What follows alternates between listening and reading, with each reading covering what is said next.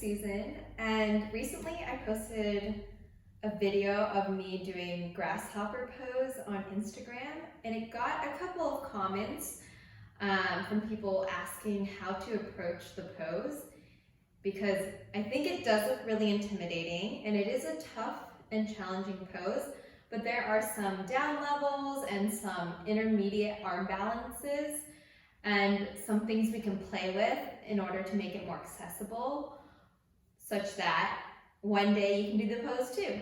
Or maybe you actually can do the pose and you just don't know how to get into it.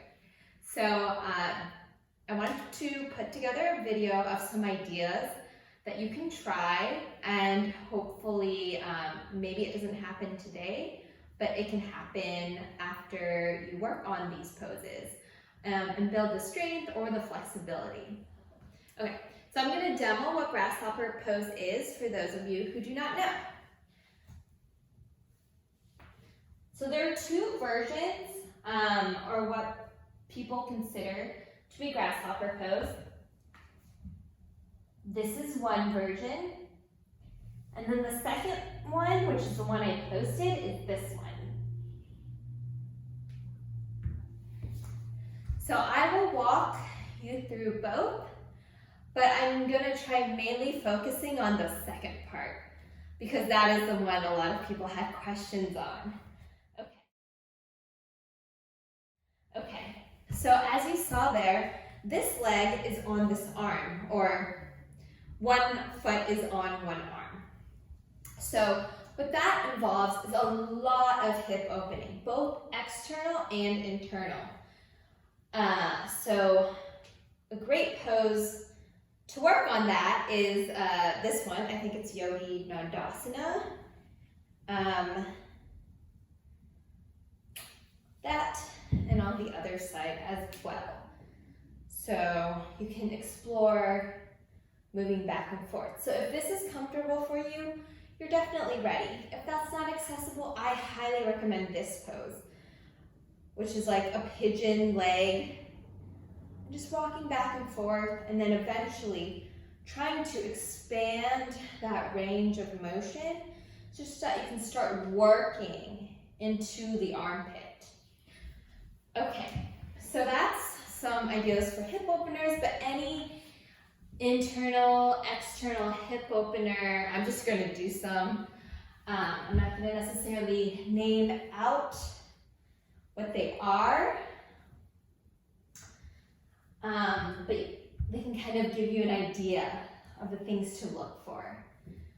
That's not really going to be the focus of this video, so I'm just going to fly through some of these ideas, okay? So the next thing that this pose involves a lot of is core strength. So a good thing to work for that is just doing one leg lift, down, up, down.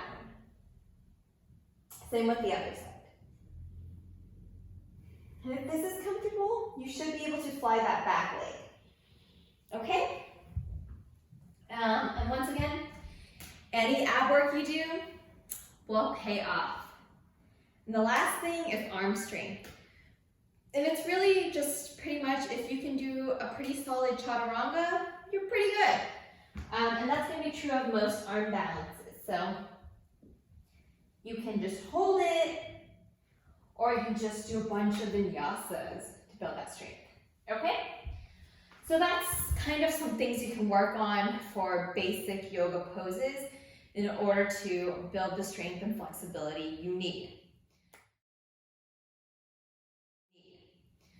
So now let's work on some intermediate arm balances that will get you to Grasshopper.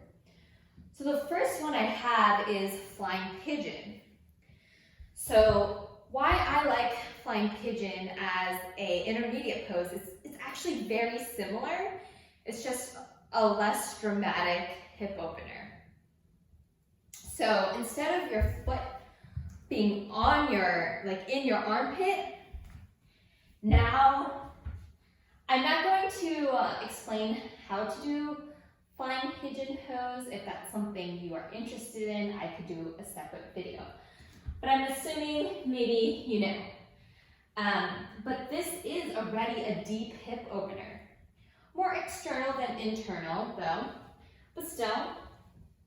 So then this actually involves a lot of the same strength you need. So if you can fly that back leg, you have the ab strength, the core strength you need. And if that pigeon is comfortable, you're definitely going to feel a little bit more comfortable in that grasshopper leg. So this is a great way to work towards that. Once again, you can keep that back leg bent in the flying pigeon if the leg extended is not fully accessible. But for the full grasshopper, that back leg will also be straight. So if you can do that back leg straight in flying pigeon, then it's a good sign you can do it in grasshopper too. Now, I'm going to demo the first variation of grasshopper pose. I'm going to demo some other variations as well. One might be easier to you than the other, but this is just the order I'm going to go in. So we're going to find like pigeon legs, figure four, whatever you want to call it. You're going to find a twist. And then try to get your foot as high up into the armpit as possible. So some ideas here are, then you're going to try leaning forward. Try to take weight off the back foot and extend that foot to the left if you're doing the same side as me. From here, you can explore this variation. If you can't get that leg straight, you'll still build a lot of strength with that knee bend. Okay, so the next variation I'm going to show you has your hips a little bit more parallel to the direction of your mat. So for that entry, we're going to explore, and this one's a little bit closer to kind of the hip alignment you're going to be in for that second version of grasshopper.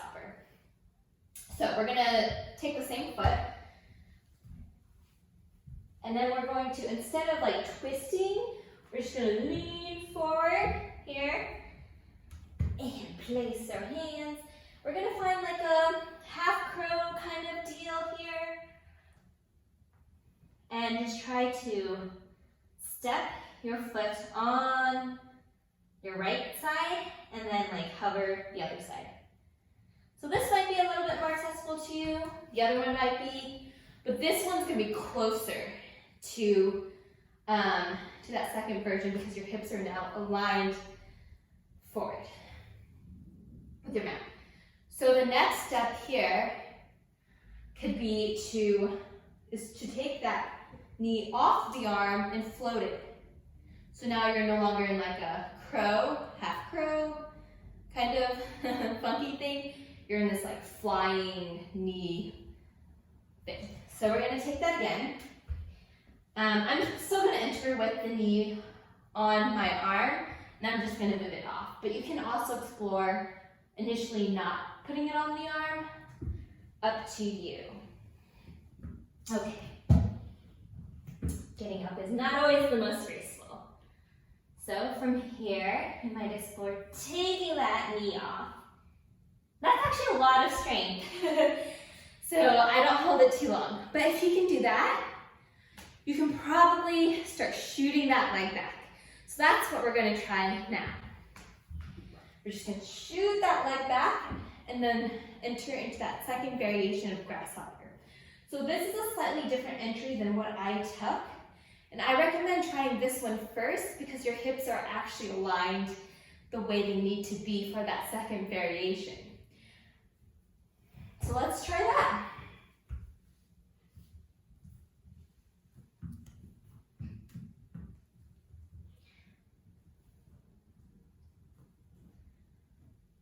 Load it, kick back, lean forward,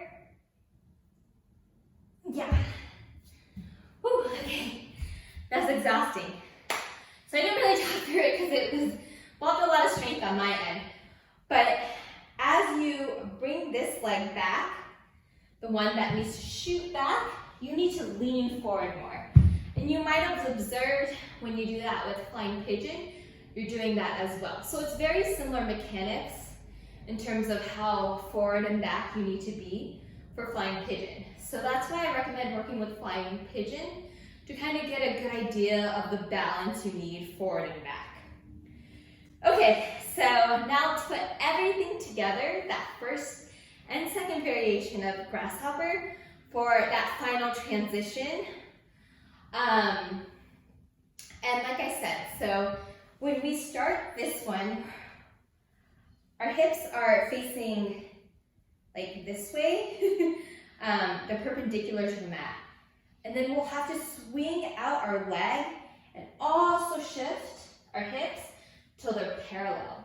So that involves a little bit more coordination. I'm not really sure strength, honestly. I think it's just a little bit more coordination. So keep that in mind. As you're making that transition, I do it with my legs straight because I've never tried it with it bent. But it might be easier with it bent, so you can play with that. Let me demo that and see if I can do that. So, first variation, let's bend, yeah, I don't know, okay. Bend, straighten. That might be easier for you. I found it harder, but I think it's just because I'm unfamiliar with it. So, yeah, just play with it and see how it goes. I hope this tutorial helped. Thank you.